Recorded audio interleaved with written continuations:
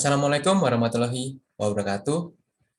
Perkenalkan, saya Igede Aditya Kaputra, NBI 1151808080. Pada kesempatan kali ini, saya akan menjelaskan apa itu analisis framing. Yang pertama, kita akan mengenal terlebih dahulu apa itu analisis framing.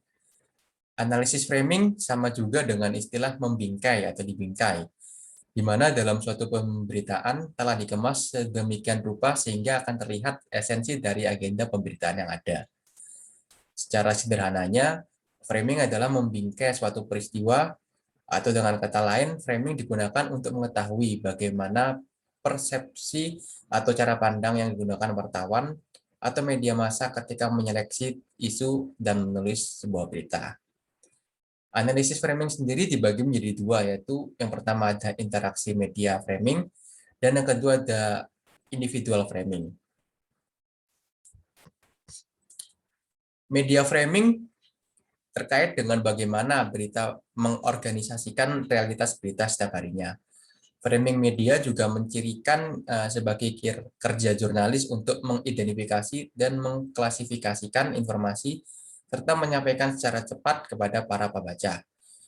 Kegiatan framing merupakan kegiatan penyeleksian beberapa aspek dan dari realita dan membuatnya lebih penting dalam sebuah teks. Selain itu, lebih berperan dalam penyelesaian dan pemahaman definisi dari permasalahan, interpretasi sebab akibat, evaluasi moral, dan rekomendasi metode-metode selanjutnya. Dengan kegiatan framing, penyajian peristiwa dan berita mampu memberikan pengaruh yang sistematis tentang metode agar penerima lebih mengerti beritanya. Yang kedua adalah individual framing, yang didefinisikan oleh Edman sebagai kegiatan penyimpanan ide yang membimbing proses informasi secara individu. Framing jenis ini dapat digunakan sebagai kegiatan interpretasi dan proses informasi. Menurut Robert Edman sendiri, analisis framing adalah memilih sejumlah aspek dalam realitas yang terlihat, di mana konsep framing oleh Edman digunakan untuk menggambarkan proses seleksi dan menonjolkan aspek tertentu dari realitas yang dibangun oleh media massa. Framing dapat dipandang sebagai penempatan informasi-informasi dalam suatu konteks yang khas, sehingga isu tertentu mendapatkan alokasi lebih besar daripada isu-isu yang lain. Kemudian Edman juga berpendapat bahwa analisis framing dibuat terlihat menonjol di dalam teks komunikasi. Framing juga memberi tekanan lebih kepada bagian teks komunikasi yang ditampilkan dan bagian mana yang ditonjolkan atau dianggap lebih penting dari pembuat teks. Dengan bentuk seperti itu, sebuah gagasan atau informasi lebih mudah terlihat, lebih mudah diperhatikan, diingat, dan ditafsirkan karena berhubungan dengan skema pandangan khalayak. Kemudian analisis framing menurut Zhongdeng, Penn, and Gerard Kosicki, di mana mereka membagi menjadi dua konsep, yaitu yang pertama ada konsep psikologi dan yang kedua adalah konsep sosiologi. Konsep psikologi lebih menekankan bagaimana seseorang memproses informasi dalam dirinya, atau berkaitan dengan struktur dan proses kognitif seseorang dalam mengolah sejumlah informasi dan ditunjukkan dalam skema tertentu. Sedangkan konsep sosiologi lebih melihat pada proses internal seseorang, bagaimana individu secara kognitif menafsirkan suatu peristiwa dalam cara pandang tertentu. Maka pandangan sosiologis ini lebih melihat konstruksi sosial pada realitas. Frame di sini dipahami sebagai proses bagaimana seseorang mengklasifikasikan, mengorganisasikan, dan menafsirkan pengalaman sosialnya untuk mengerti dirinya dan realitas di luar dirinya.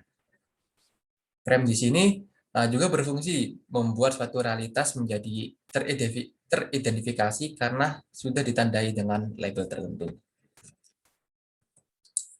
Media juga memiliki kebijakan redaksional.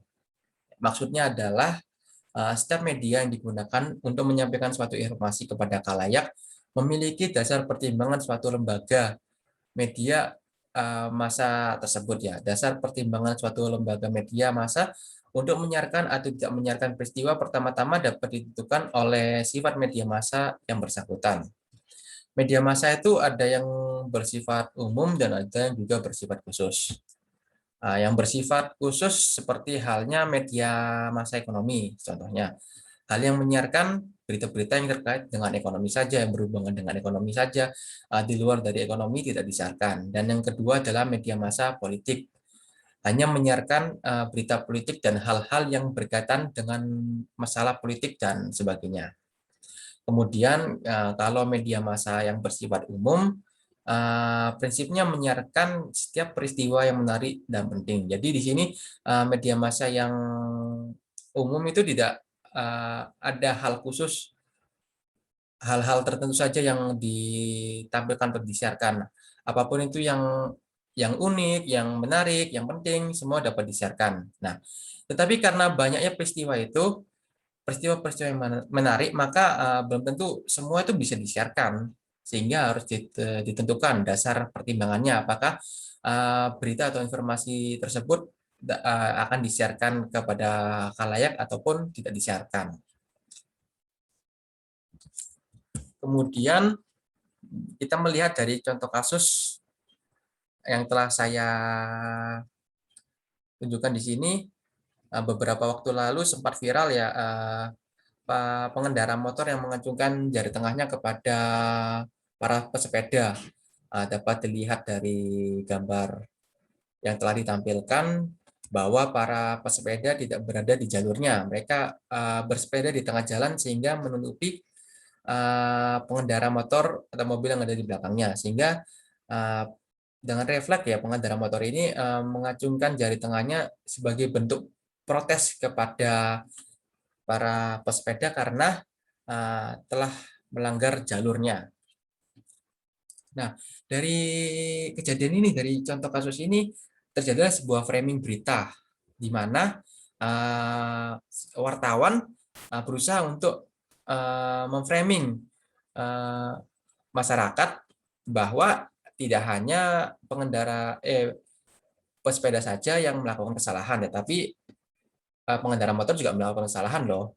Dapat dilihat dari contoh ini bahwa ada berita tentang ungkap data pribadi pengendara motor yang acungkan jari tengah ke pesepeda.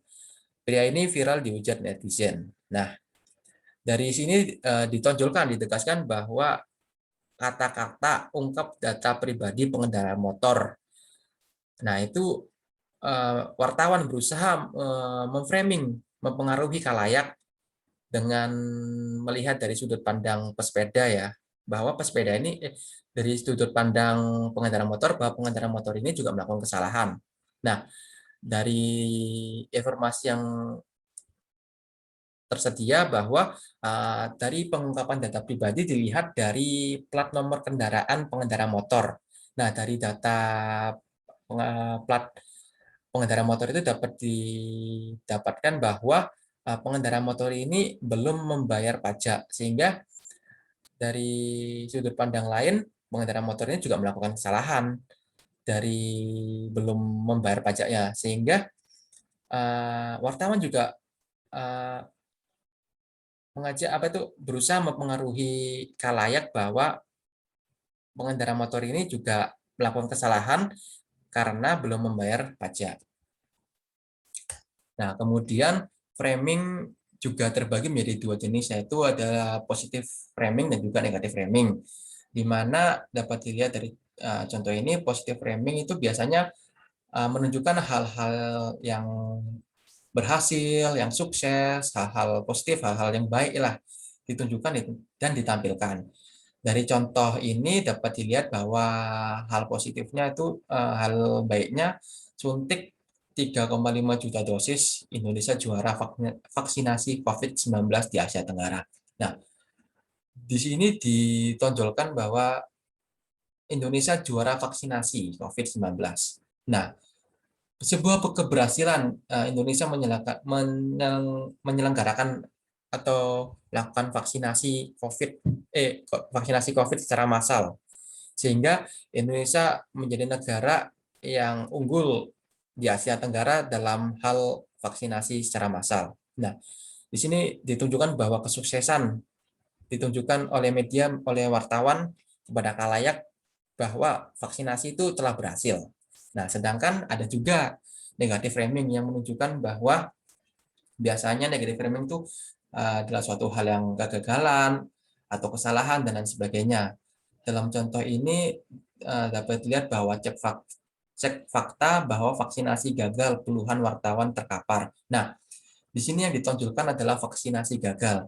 Berarti wartawan berusaha mempengaruhi khalayak bahwa tidak sepenuhnya vaksinasi yang dijalankan di Indonesia itu semuanya berhasil. Ada juga yang gagal. Walaupun yang gagal berbanding jauh dengan yang berhasil.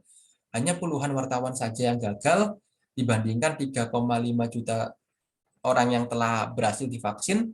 Hal ini juga dapat memberikan pengaruh yang berbeda terhadap khalayak luas.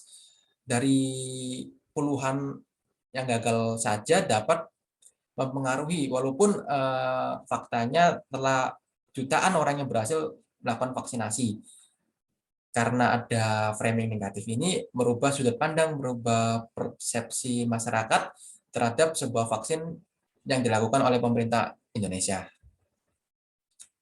Sekian analisis pembahasan yang dapat saya sampaikan.